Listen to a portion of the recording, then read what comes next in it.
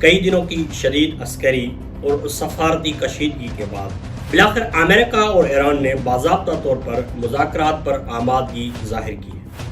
اگر یہ مذاکرات کامیاب ہو جاتے ہیں تو خطے میں جنگ کے بادل ہٹ سکتے ہیں، ایران پر پابندیوں میں نرمی آ سکتی ہے اور عالمی معیشت کو بڑا ریلیف مل سکتا ہے۔ لیکن اگر یہ بات چیت ناکام ہوئی تو اس کے نتائج صرف ایران اور امریکہ تک محدود نہیں رہیں گے، بلکہ پورا مڈل ایسٹ اور دنیا ایک نئے بحران میں داخل ہو سکتی ہے۔ السلام علیکم، میں ہوں نور چانڈیا۔ گزشتہ کچھ عرصے سے ایران اور امریکہ کے تعلقات ایک خطرناک موڑ پر پہنچ چکے تھے۔ کشیدگی اس وقت شدت اختیار کر گئی جب امریکہ نے اپنا طاقتور بحری armada Abraham Lincoln south north Indian ocean اور عربین سی کی جانب روانہ کیا۔ There's another beautiful armada floating beautifully toward Iran right now. So we'll see. Iran has unveiled a new ICBM that can reportedly reach the United States.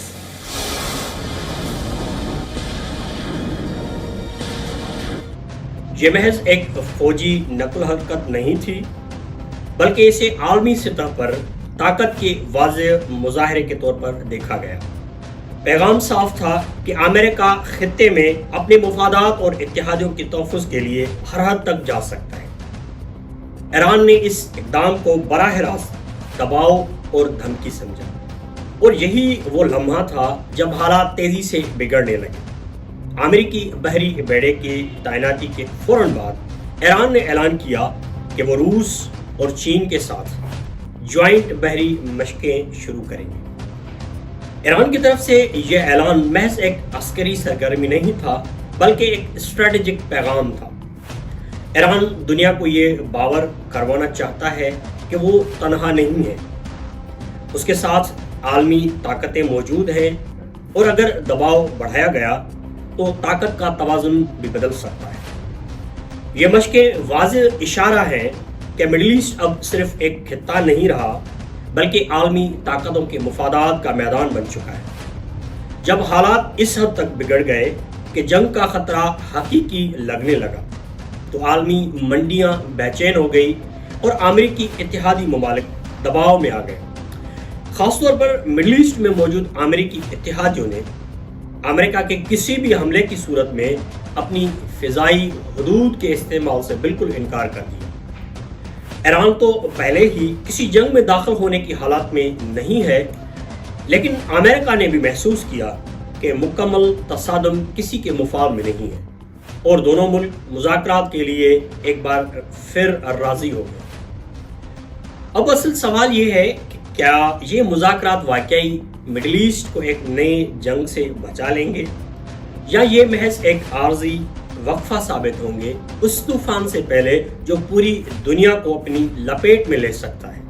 فی الحال تو دنیا کی نظریں واشنگٹن اور تہران پر جمی ہوئی، کیونکہ اگر یہ بات چیت کامیاب ہو گئی تو یہ صرف امریکہ اور ایران نہیں، بلکہ پوری عالمی سیاست کے مفاد میں ہوگی۔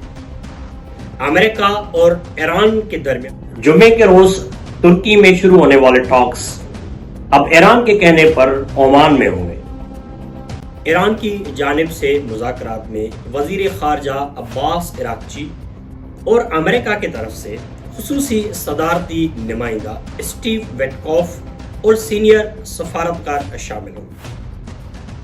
ترکیہ کے ساتھ قطر اور عمان کے سفارتی نمائندے بھی پس پردہ رابطوں اور اعتماد سازی میں معاون ہوں تاکہ مذاکرات کسی ٹھوس نتیجے تک پہنچ سکے۔ ان مذاکرات میں ایران کا موقف صاف ہوگا کہ اس کے دفاعی اور میزائل پروگرام کو مذاکرات میں شامل نہ کیا جائے۔ طہران نے واضح کیا ہے کہ وہ جوہری ہتھیار نہیں چاہتا اور مذاکرات میں پرامن جوہری پروگرام کو تسلیم کرنے کی کوشش کرے گا، مگر ساتھ ہی ایران اپنے قومی مفادات کا تحفظ چاہتا ہے۔ ایران کی سینئر قیادت نے کہا ہے کہ وہ مذاکرات میں ایسے نتائج چاہتے ہیں جس میں اقتصادی پابندیوں میں نرمی، بین الاقوامی تجارت کی بحالی اور معاشی بحران سے نجات۔ ایران نے یہ بھی واضح کیا ہے کہ اگر امریکہ برابر مقام نہیں دیتا تو ایران اپنا راستہ جاری رکھے گا۔ دوسری طرف امریکہ چاہتا ہے کہ ایران اپنا جوہری پروگرام محدود یا مکمل ختم کرے۔ امریکی صدر ڈونلڈ ٹرمپ نے خود کہا ہے کہ وہ چاہتا ہے کہ ایران جوہری پروگرام کو مکمل ختم کرے، یعنی صرف جنگ بندی نہیں بلکہ ایک ایسا معاہدہ ہو جو ممکنہ ہتھیاروں کے راستے کو مکمل طور پر بند کرے۔ واشنگٹن کی یہ بھی خواہش ہے کہ ایران اپنے بیلسٹک میزائل پروگرام اور علاقائی متنازع سرگرمیوں یعنی پروگزی وارز کو مکمل طور پر ختم کرے۔